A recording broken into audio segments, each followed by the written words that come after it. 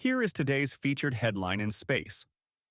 Elon Musk says he expects a fully reusable Starship to start launching 100 tons of payload to orbit next year.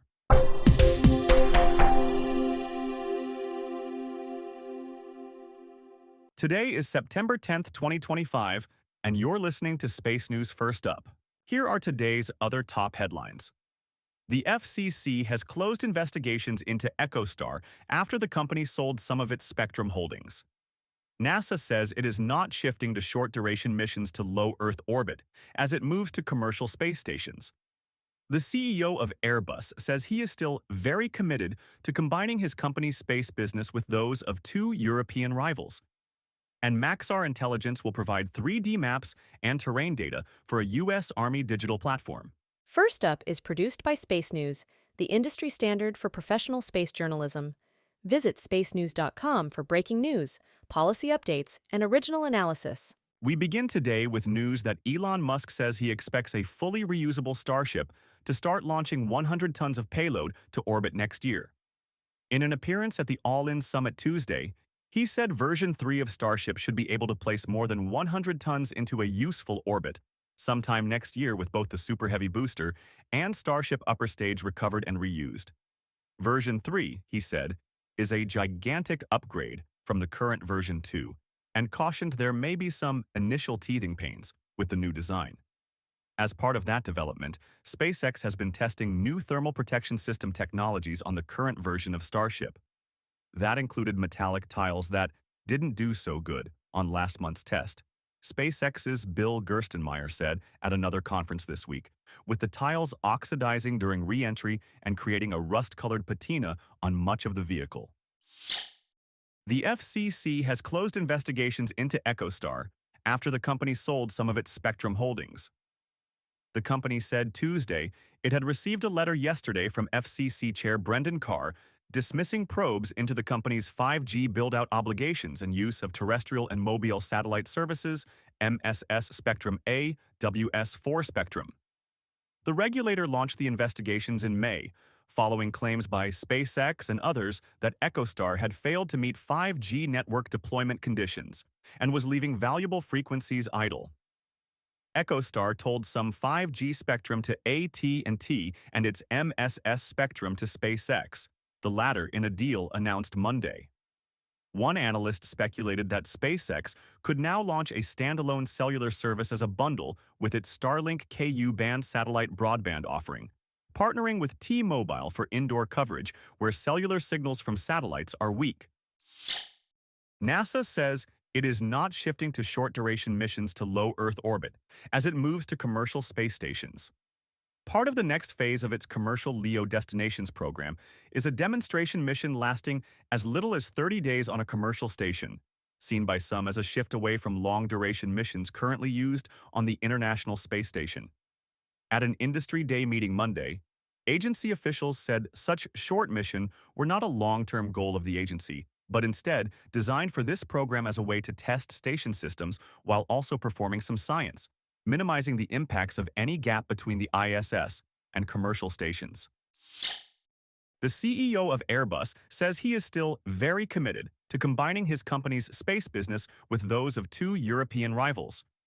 Guillaume Faury said after a speech at the Global Aerospace Summit Tuesday that discussions among Airbus, Thales Alenia Space, and Leonardo about creating a combined space company are ongoing, including due diligence examinations and planning for antitrust reviews. In June, the CEO of Leonardo said he expected a go-no-go decision on proceeding with a combination of their space businesses by the end of July, and Faury didn't offer a schedule for the effort. Executives with the companies previously said that combining their space businesses into a joint venture could establish a European champion, able to better compete with American firms. Maxar Intelligence will provide 3D maps and terrain data for a U.S. Army digital platform. Maxar said this week it will provide the data for the Soldier-Borne Mission Command Architecture, SBMCA, a mixed reality system designed to give soldiers an immersive view of the battlefield through specialized headsets.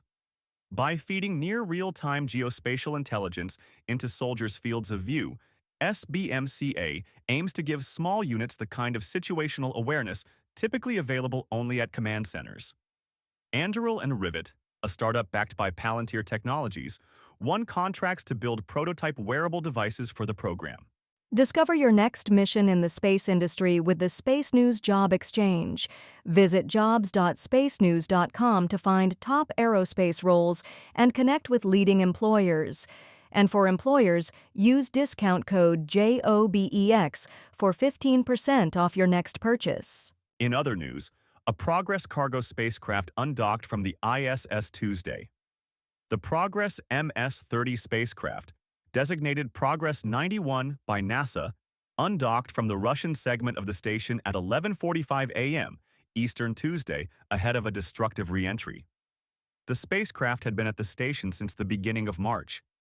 Its departure clears a docking port for the next Progress spacecraft, Progress MS-32, scheduled to launch on Thursday. Share your company's news with the entire space industry through Stellar Dispatch, the press release service from Space News.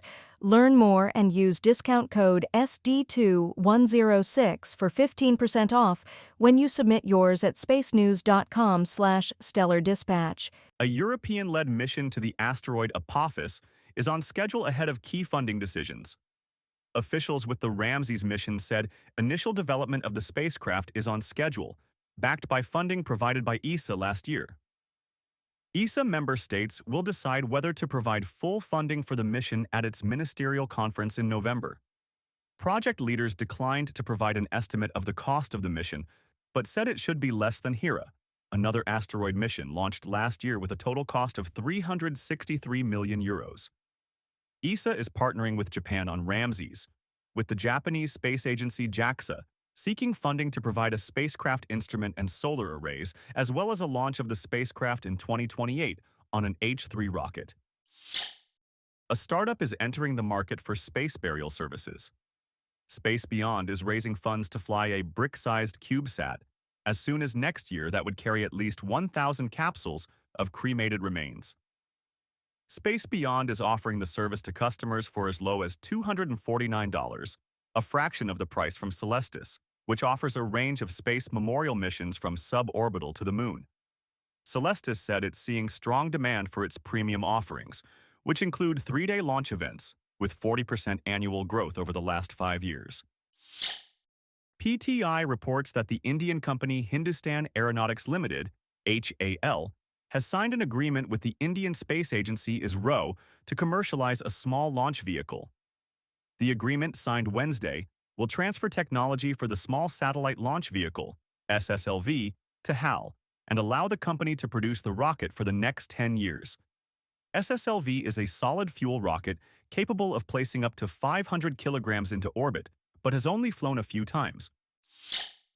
The Chosun Ilbo reports that the South Korean government plans to develop a methane-fueled rocket engine. The Agency for Defense Development selected this week a team led by Hyundai Rotem and Korean Air to develop an engine using methane and liquid oxygen that will produce 35 metric tons of thrust.